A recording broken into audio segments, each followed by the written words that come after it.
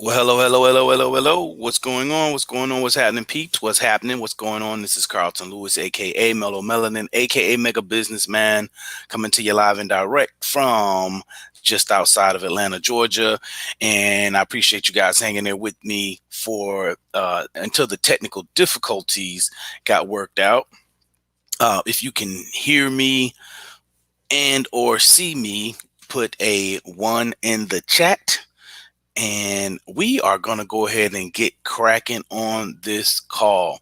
I'm really excited about bringing this particular call to you because if you've been following the broadcast for the past week or so, then you know that I'm beefing up my sales skills and beefing up my hey, big boy mailman, what's going on, brother? How you doing? I'm beefing up my calling skills. Cold calling is called closing call in this particular instance that I'm doing. Big Savage, what's going on, my man? And so I've been studying some of the best who I consider the best in my industry as far as this is concerned. It's especially right now. It's really important who you listen to. I don't know if you guys saw a post I put up last night on my Facebook profile. I was listening to a senior vice president from the Federal Reserve Bank of Atlanta. You know, it's really crazy, but she was saying a lot of things. Some things she went over my head about, but one thing for sure is money is still moving.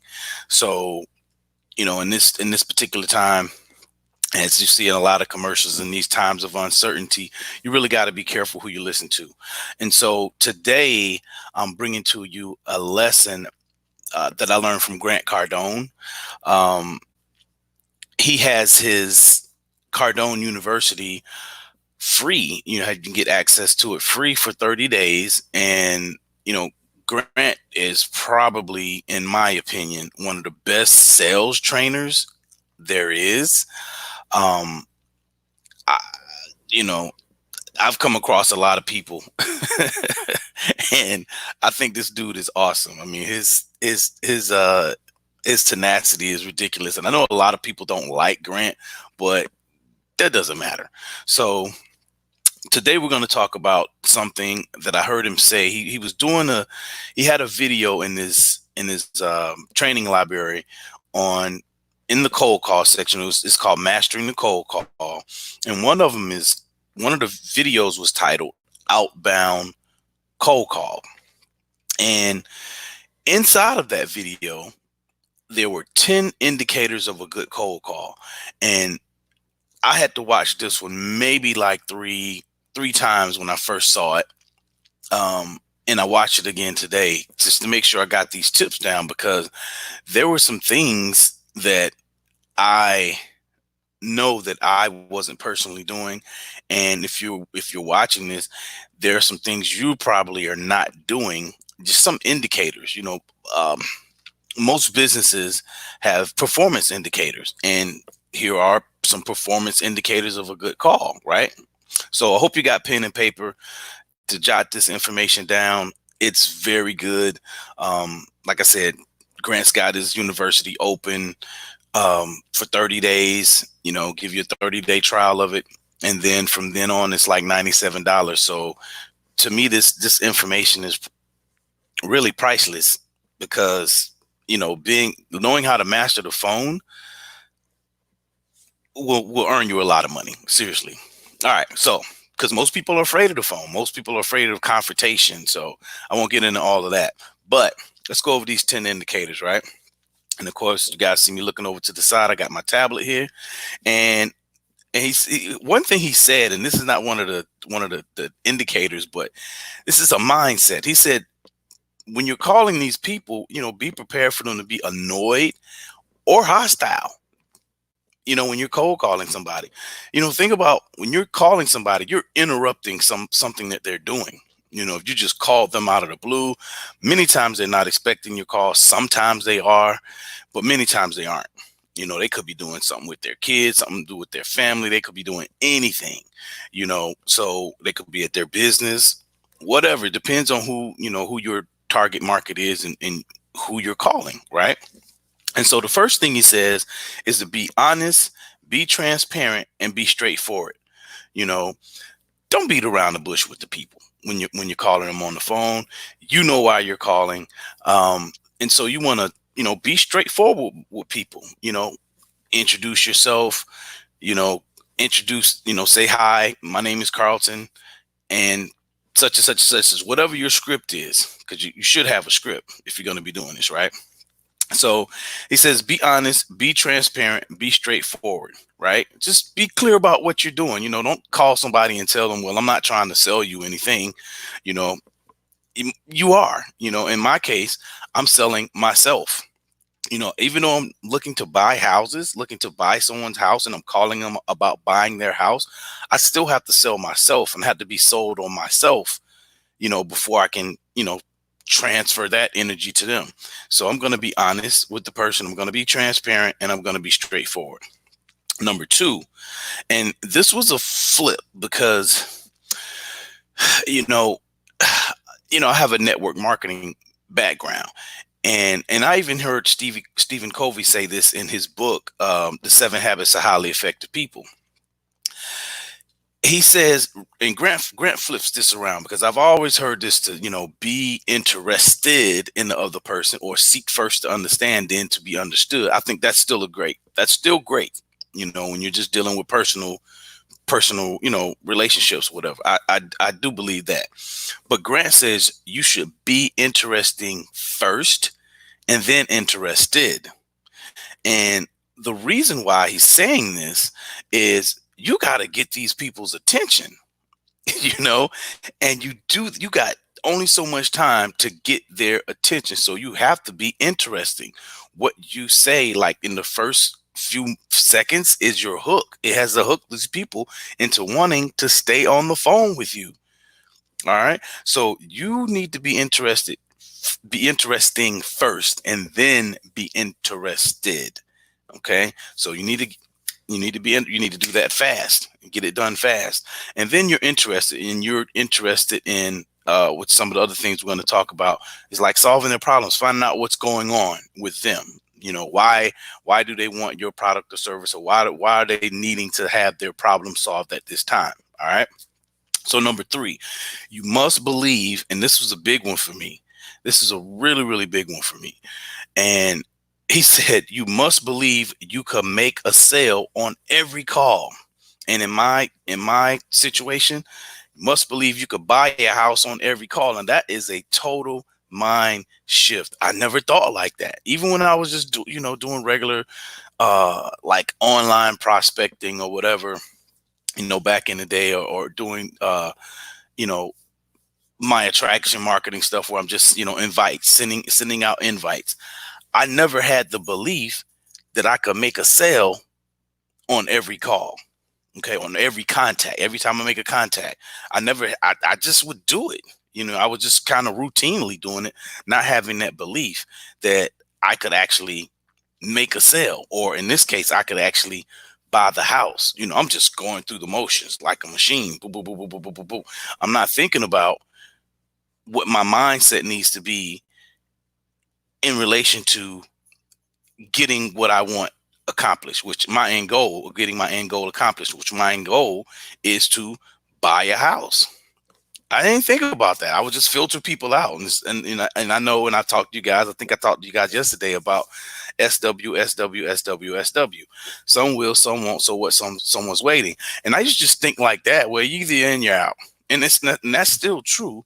But having the belief, having the belief that you can make the sale, or get whatever it is, the outcome accomplished on every single call, that is so powerful. That will transform your business. Seriously, that's like a whole different level of confidence. Okay, it's like there's no way you can fail. It's one of those things, like I won't fail. Number four is identify and solve problems. So what you want to do is identify and solve people's problems. If somebody is, you have the solution, or a possible solution to their problem, but you got to identify and solve that problem first. You know, in my particular business, what I'm saying to people is, I'm fact finding. I'm asking questions, right? Because I want to know if they are open to doing, um, to selling their house on terms. Most people aren't, but I need to find that out, and I need to find that out fast, because I don't want to waste a whole lot of time. I don't want to waste my time. I don't want to waste their time. And that goes back to number one: be honest, be straightforward. And what was the first one? Be transparent. So I don't want to waste their time. I'm trying to, my goal is to identify and solve their problem, and I may have a solution to their problem, but I don't know that until I start asking questions. All right, and confirming the information that I have, which is another one of the 10 indicators. Number five: be logical and be structured. And what that means is have scripts. We talked about scripts day before yesterday, or last week, or sometimes. You always got to have a script, and you got to learn your script. I'm sorry, I keep looking around because uh, my grandcat is like chewing plastic bags and stuff like that. Come here. What are you doing? Hmm? Just so you guys know, I'm telling the truth. She found her a plastic bag to chew on. But you want to be logical and be structured. You want to have a script. The script helps you know where you are in the process. And there is a sales process. So the script, it helps you know where you are. It helps you know how far you are from closing this person. Right. So you need to have your scripts. You need to understand your scripts. You need to rehearse your scripts. You need to role play your scripts. That's something else. And you really need to understand your sales process and where you are in the sales process. All right. So let's keep it moving. Number six: be respectful of people's time. You've heard me say that several times. And that comes back to being honest, being transparent, and being straightforward. You don't want to waste anybody's time. You don't want your time wasted if you value your time. So don't waste anybody else's time. Get to the point. Don't beat around the bush. Um, don't him and ha, but just being silly on the phone. You don't want to do that. You want to be respectful of people's time, because they could be doing anything. You're calling them, whatever you're calling it. It could be dinner time. It could be Miller time. It could be, they're getting ready to walk into a business meeting. They get ready to hop in the car. They're in the car. You don't know. So you got to be respectful of people's time. Number seven, and this is a good one: be enthusiastic. If you're on the phone and you're dry, and that, that's going to come across. And if you've studied sales at any moment for a little bit of time, you'll hear the top salespeople. They say that sales is a transfer of enthusiasm. So you have to be excited about your product or your service, your company, yourself, being able to help them, knowing that you have value to be able to solve their problem, right? And so that enthusiasm needs to transfer from you to them. All right. Number eight: be memorable. All right. Be memorable. And you're gonna really do that at the beginning. You know what I'm saying? You're looking to catch that person's attention, and you want to be memorable. You don't want to just be like the average person. So like when I call, I know I'm calling because I'm looking to do creative financing. So I'm not calling like everybody else. I'm not the same type of person when I call as everybody else. So because most people are not calling these people, to ask them about selling their houses on terms. They're not. They're not.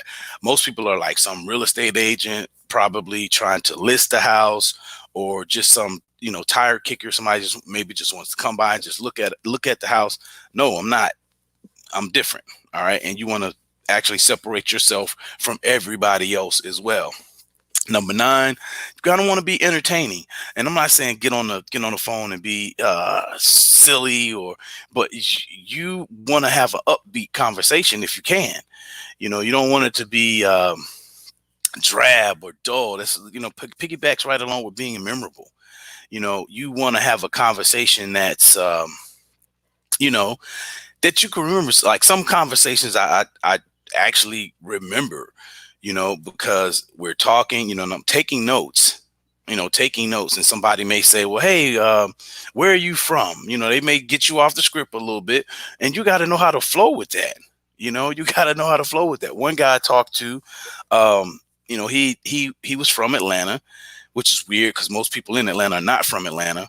And this guy, he was a veteran. So I was able to talk to him about being a veteran. He told me that where he went to high school at.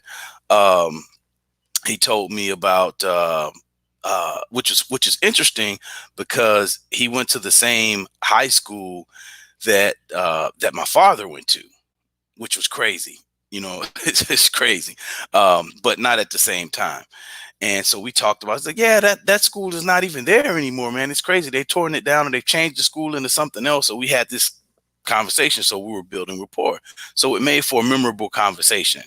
And the last thing, number 10, is have third-party data ready. Have third-party data ready. So that's like for me, my third-party data is I've already, my virtual assistant has already pre-screened this person, and they've already said, yes, they would consider selling their property with creative financing with terms, right? And so that's information I already know. And they've already collected how many bedrooms, how many baths this place has. They've collected, does the place need any repairs? Does is the house current? Is it behind? They've found out mortgage information if they could. They've found out a lot of information. They found out why the seller is selling the house. They found out how soon the seller wants to move. So when I get on the phone, there's only a few questions that I have to confirm. And I talked to you guys about that, the big 3 questions. So there's only a few questions I have to ask. All right. So, and once I'm done with that, I got my third party data. It's ready. So I'm prepared. And that's kind of like be logical and be structured. I'm prepared. So I have my third party data from my virtual assistant right here with me when I call the people, and I have my script right there with me when I call the people. And so I'm able to just look back and forth between the two. All right. Something I'm going to start doing is something I learned from Grant. He talked about, taking notes. And I always take notes, and I put it into my CRM, my customer relationship manager. I always, take the notes and put them into that. But it's just a different way of just taking notes. I'm going to add that information in. So when I start doing follow-up calls, I can see, I can get things cracking. Hey, Davin, what's going on? I'm doing pretty good, my man. How are you? So that's it. I'm going to run them down real quick, just in case you guys didn't catch it. It's 10 indicators of a good cold call, right? Be honest and straightforward. Be transparent. That's number 1. Number 2, be interesting first, then be interested. Number 3, you must believe you can make a sale on every call. Number 4, identify and solve problems. Number 5, be logical and be structured. Number 6, be respectful of people's time. Number 7, be enthusiastic.